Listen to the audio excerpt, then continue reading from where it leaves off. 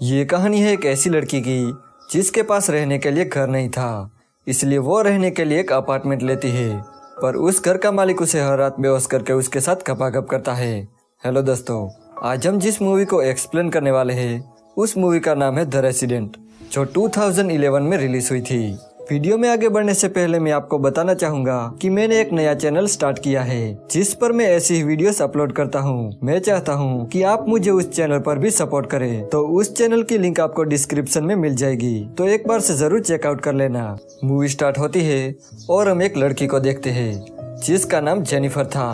वो एक हॉस्पिटल की नर्स थी, पर हाल ही में उसने अपने बॉयफ्रेंड से ब्रेकअप कर लिया था क्योंकि उसने अपने बॉयफ्रेंड को किसी और लड़की के साथ खपाखप करते हुए देख लिया था। अब जूलियट काफी टाइम से एक होटल में रह रही थी, पर अब पैसों की कमी के चलते वो उस होटल को छोड़ देती है और रहने के लिए वो किराएदार पे मकान ढूंढने लगती है। वो एक अपार्टमेंट देखने जाती है, पर वो उसे पसंद नहीं आता। जूलियट को एक आदमी का कॉल आता है। वो उसे कहता है कि उसके पास एक अपार्टमेंट है जो वो रेंट पे देना चाहता है। तो जूलियट उस आदमी से मिलने जाती है जिसका नाम मैक्स था। मैक्स का अपार्टमेंट काफी बड़ा था और जेनिफर को वो पसंद भी आता है। जेनिफर अपार्टमेंट का रेंट पूछती है, तब मैक्स अपार्टमेंट का रेंट काफी कम बताता है। तो जेनिफर कहती है कि रेंट इतना कम क्यों है। तब मैक्स कहता है कि अपार्टमेंट काफी पुराना है। अब जेनिफर को इन सब से कोई प्रॉब्लम नहीं थी, इसलिए वो रहने के लिए मान जाती है। अगले दिन जेनिफर अपना सारा सामान शिफ्ट कर रही थी, तब मैक्स उसकी मदद करने आता है। वो दोनों जब सामान शिफ्ट कर रहे थे, तब जेनिफर की मुलाकात मैक्स के दादाजी से होती है। जेनिफर उनसे बात करने की कोशिश करती है, पर दादाजी का मूड अच्छा नहीं था, इसलिए वो वहाँ से चले जाते हैं। रात को जब जेनिफर सो रही थी, तब उसे लगता है कि कोई उसे देख रहा है, इसलिए वो उठकर पूरा अपार्टमेंट चेक करती है, पर अपार्टमेंट में कोई नहीं था। जेनिफर को लगता है कि ये उसका वहम होगा, इसलिए वो फिर से सो जाती है। अगली सुबह जेनिफर जॉगिंग करने जाती है। जब वो वापस आती है तो उसके कमरे के बाहर एक वाइन की बोतल थी।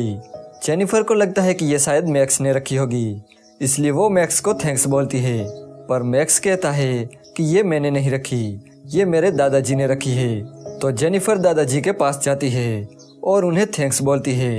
यहाँ वो दोनों थोड़ी देर तक बातें करते हैं। फिर एक बार जेनिफर एक पार्टी में जाती है जहाँ उसकी मुलाकात मैक्स से होती है। जेनिफर की एक फ्रेंड भी उस पार्टी में आई हुई थी। वो मैक्स को देख के जेनिफर से कहती है कि तुम्हें मैक्स के साथ टाइम स्पेंड करना चाहिए, क्योंकि मैक्स की पर्सनालिटी काफ़ी अच्छी है। मैक्स और जेनिफर जब घर वापस आ रहे थे, तब रास्ते में जेनिफर का पुराना बॉयफ्रेंड उसे देख लेता है। घर पहुंचकर जेनिफर मैक्स को किस करने की कोशिश करती है, पर मैक्स उसे रोक लेता है। अब जेनिफर को काफ़ी शर्मिंदगी महसूस होती है, इसलिए वो मैक्स को सॉरी बोल के वहाँ से चली जाती है। अगले सीन में जेनिफर नहा रही थी, तब उसे लगता है कि कोई उसे देख रहा है, इसलिए वो उठकर सब कुछ चेक करती है, पर वहाँ कोई नहीं था। अगले दिन जेनिफर को मैक्स का कॉल आता है और वो उसके साथ डिनर के लिए पहुँचता है। जेनिफर जब काम से वापस आती है, तब मैक्स उसके लिए डिनर बनाता है और दोनों साथ में डिनर करते हैं।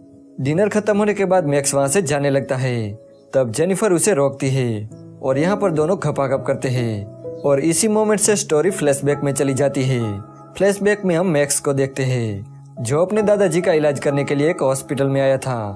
अब उस हॉस्पिटल में मैक्स की नज़र जेनिफर पर पड़ती है। वो एक मरीज का इलाज कर रही थी। जेनिफर को देख के मैक्स उसकी ओर अट्रैक्ट होने लगता है। मैक्स अपने दादाजी को लेकर वहाँ से जा रहा था, तब वो नोटिस बोर्ड में देखता है कि जेनिफर को रहने के लिए एक अपार्टमेंट की ज़रूरत है। तो वो वहाँ से जेनिफर का नंबर लेता है और उसको कॉल करके उसके पास बुलाता है। उसने जानबूझकर अपार्टमेंट का रेंट कम बताया था ताकि जेनिफर यहाँ रहने के लिए मान जाए। मैक्स ने अपना अपार्टमेंट इस तरह से बनाया था कि उसमें कुछ सीक्रेट खिड़की और दरवाजे थे जिसे वो जेनिफर को कहीं से भी देख सकता था, इसलिए जेनिफर को हमेशा लगता था कि कोई उसे देख रहा है। वो और कोई नहीं बल्कि मैक्स था। इसके बाद मूवी प्रेजेंट में दिखाई जाती है जहाँ पर जेनिफर और मैक्स गपागप कर रहे थे। अब जब वो ये सब कर रहे थे, तब जेनिफर मैक्स से कहती है कि मुझे ये सही नहीं लग रहा। वो कहती है कि मुझे अपने बॉयफ्रेंड की याद आ रही है। ये सुन के मैक्स को काफ़ी बुरा लगता है और वो वहाँ से चला जाता है। अब रात को मैक्स से रहा नहीं जाता, इसलिए वो जेनिफर के पास आता है। जेनिफर अपने कमरे में सो रही थी। मैक्स उसके पास आता है और उसे टच करने लगता है और बाद में उसे किस करता है, पर तभी जेनिफर जाग जाती है पर तब तक मैक्स वहाँ से भाग जाता है। जेनिफर को लगता है कि कोई यहाँ पर है, इसलिए वो पूरा अपार्टमेंट चेक करती है। तभी उसे एक रूम मिलता है। जेनिफर को लगता है कि यहाँ से मुझे कोई देखता रहता है।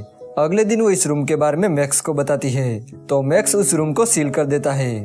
अगले दिन जब जेनिफर हॉस्पिटल में थी, तब उसे अपने पुराने बॉयफ्रेंड का मैसेज आता है। वो उसे कहता है कि वो उसे बहुत मिस कर रहा है और एक बार उसे मिलना चाहता है। जेनिफर को लगता है कि जैक को एक और मौका देना चाहिए। वो जैक को अपने अपार्टमेंट में बुलाती है। रात को जैक जेनिफर के पास आता है और वो दोनों बैठकर बातें करने लगते हैं। यहाँ जैक जेनिफर से माफी मांगता है। दूसरी तरफ मैक्स इन दोनों को सीक्रेट कमरे से देख रहा था। वो दोनों थोड़ी देर बातें करते हैं और बाद में वो दोनों साथ में गपागप करते हैं। जब जैक वहाँ से चला जाता है, तब मैक्स जेनिफर की वाइन में बेहोशी की दवा डाल देता है। जेनिफर उसे पीकर बेहोश हो जाती है। फिर थोड़ी देर बाद मैक्स उसके पास आता है और उसे गलत जगह पर छूने लगता है।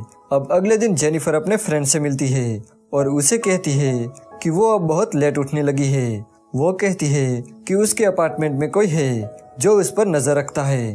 अब जेनिफर अपने अपार्टमेंट में कैमरे लगाती है ताकि उसे पता चले कि आखिर यहाँ कौन आता है।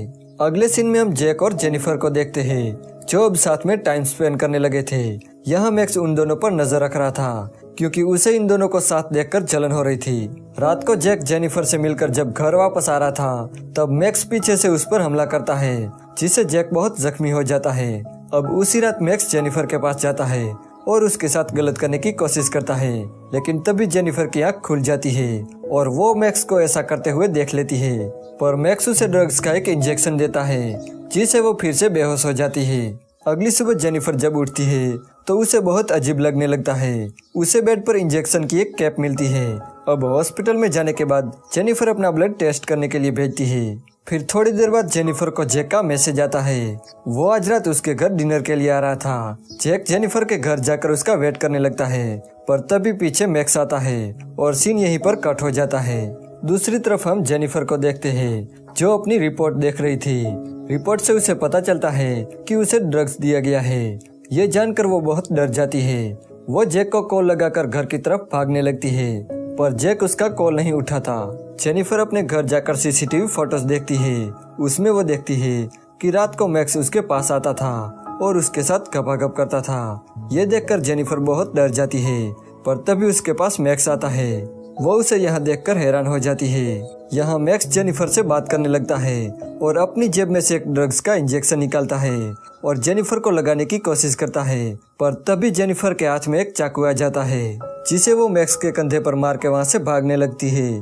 पर मैक्स उसे पकड़ लेता है और उसे मारने की कोशिश करता है, पर जेनिफर उसे छुड़ा के वहाँ से भाग जाती है और एक बाथरूम में जाकर छुप जाती है। मैक्स उसे वहाँ भी ढूंढ लेता है और उसे फिर से मारने लगता है। जेनिफर उसे वहाँ मार के जख्मी कर देती है, जिसे वो बेहोश हो जाता है। जेनिफर वहाँ से भागकर एक रूम में जाती है जहाँ उसे जैक की लाश मिलती है, जिसे देखकर वो बहुत डर जाती है और किसी कोने में जाके छुप जाती है। जब मैक्स उसे ढूंढने आता है, तब जेनिफर उसे पीछे से हमला करती है और उसका सर फोड़ देती है, जिसे जैक की वहीं पर मौत हो जाती है और यहीं पर यह मूवी एंड हो जाती है।